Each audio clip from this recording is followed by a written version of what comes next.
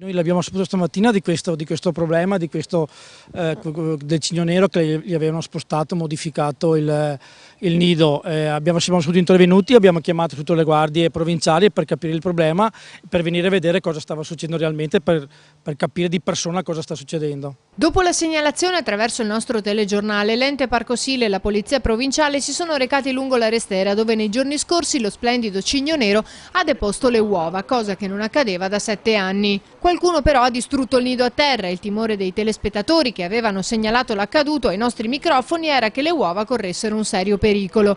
Ecco il perché del sopralluogo odierno. A vedere la situazione così com'è sembra che non si debba fare assolutamente niente.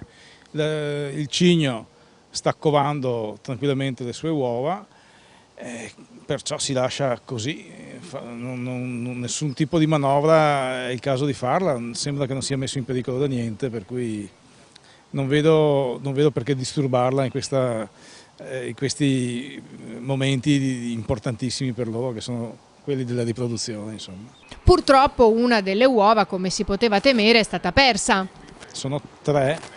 Una in mezzo a 2 è stata persa, si è probabilmente rotta, bisognerebbe capire la causa. Non sembra comunque di bracconaggio perché altrimenti sarebbero state perse tutte e 3.